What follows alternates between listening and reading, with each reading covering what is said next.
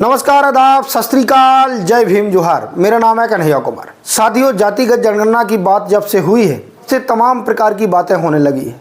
लेकिन साथियों, सबसे बड़ी बात यह है और सबसे अचंभे की बात यह है कि जब से जातिगत जनगणना की बात मोदी जी ने की है, सबसे ज़्यादा जो आंसू बहाने का काम कर रहे हैं वो गोदी मीडिया कर रहा है, मनु मीडिया कर रहा है, ब्राह्मणवादी मीडिया कर रहा है।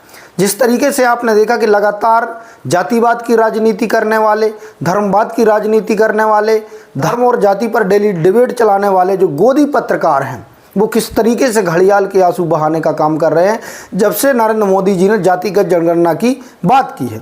वहीं साथ ही वो हम बात करने वाले बागेश्वर महाराज, जो जाति खत्म करने चले थे, कह रहे थे कि जात पात की करो विदाई, हम सब हिंदू भाई भाई।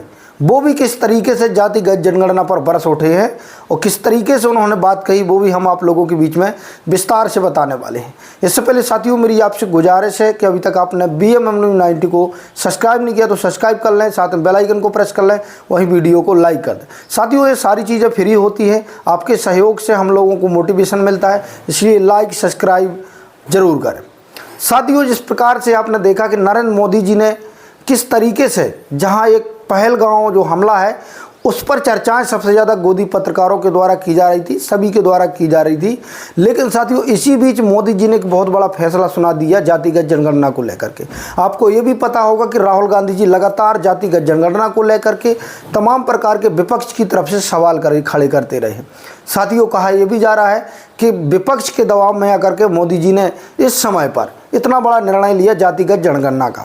लेकिन साथियों, सबसे बड़ी बात यह है कि जो दिन भर जाति की डिबेट चलाते हैं, दिन भर धर्म की डिबेट चलाते हैं, धर्म के नाम पर लड़वाने का काम करते जो मनु मीडिया है, गोदी मीडिया, ब्राह्मणवादी मीडिया है, वो किस तरीके से घड़ियाल के आंसू बहाने लग गया है।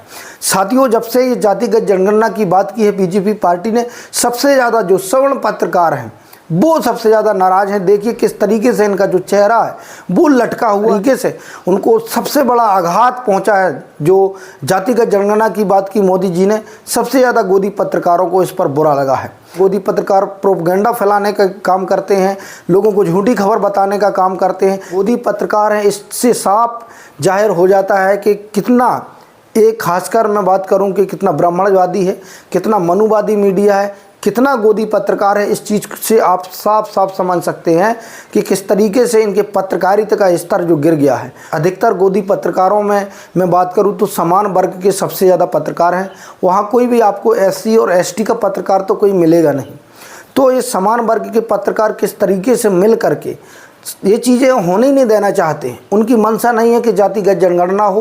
और जिस तरीके से बात की जा रही थी, जितनी संख्या भारी उसकी उतनी हिस्सेदारी, जिस प्रकार की ये चर्चा की जा रही थी, इनका बिल्कुल भी मन नहीं है। क्योंकि इनको लग रहा है कि यदि इस प्रकार का रिजर्वेशन की बात करेंगे जातिगत जनगणना के बाद तो हम लोगों का क्या होगा। चाहे वो किसी भी इंस्टीट्यूशन में हो, हर जगह सवर्ण लोग भरे हुए हैं। सबसे ज़्यादा आप कहीं भी जाइए, सबसे ज़्यादा आपको ब्राह्मणवादी लोग मिलेंगे, आपको मनुवादी विचारधारा के लोग मिलेंगे।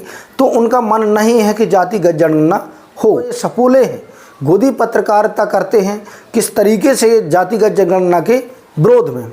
साथियों, वहीं मैं बात करूं धीरेन्द्र कृष्ण शास्त्री जी महाराज की, बागेश्वर धाम, ये लगातार अभी आपने देखा था कि पद यात्रा निकाली थी, लाखों लोग उनकी पद यात्रा में शामिल हुए थे। और उनका एक सबसे बड़ा नारा जो पॉपुलर हुआ था, जात पात की करो विदाई, हम सब हिंदू भाई भाई।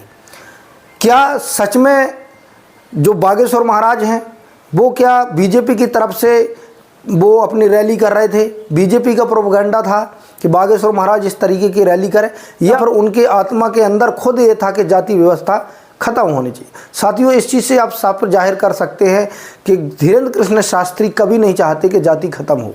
क्योंकि जिस तरीके से जातिगत जनगणना पर अपनी बात रखते हुए धीरेन्द्र कृष्ण शास्त्री जी ने कहा, वो आप वीडियो में खुद देख लीजिए। इसमें जातिगत जनगणना होनी चाहिए। जातिगत जनगणना से देश गृह युद्ध की तरफ जाएगा, जनसंख्या की जनगणना से देश प्रगति की तरफ जाएगा। अभी तेलंगाना में उन्होंने दिया है और OBC को 42% आरक्षण दे दिया है। वो सरकारों का अपना निजी काम है, पर हम तो स्वतंत्र हैं, अपनी अभिव्यक्ति की आजादी के आधार पर हम अपनी बात रख सकते हैं। जातिगत जनगणना से देश दंगा की स्थिति में खत्म करने की बात करते हैं, लेकिन आज भी इनके मन के अंदर, इनके जहन के अंदर जातिवाद कितना ज़्यादा भरा हुआ है। वहीं साथियों, जो दूसरी सबसे बड़ी खबर सामने निकल करके आ रही, जिस तरीके से बड़ा गांव में आपने देखा था कि एक दलित महिला लगातार पत्थर चलाने का काम कर रही थी, उस पर बहुत बड़ी कार्रवाई हुई है। SC/ST एक्ट का मुकदमा कायम हुआ है और उसके घर पर बुलडोजर चला है। साथियों, रोती हुई महिला, बिलखती हुई महिला दिखाई दे रही है।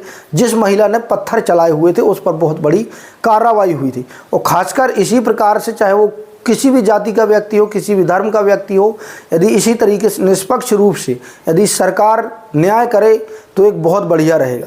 लेकिन साथियों, जिस तरीके से जातिगत जनगणना पर खासकर कहर बरसा है जातिवादी पत्रकारों का, मनुवादी पत्रकारों का, वो साफ जाहिर होता है वो नहीं है इस पक्ष में कि जातिगत जनगणना होना चाहिए और प्रत्येक जगह रिजर्वेशन के माध्यम से लोगों को बराबरी का हिस्सा मिलना चाहिए, ताकि लोग बराबरी से चल सकें, बराबरी से बैठ सकें।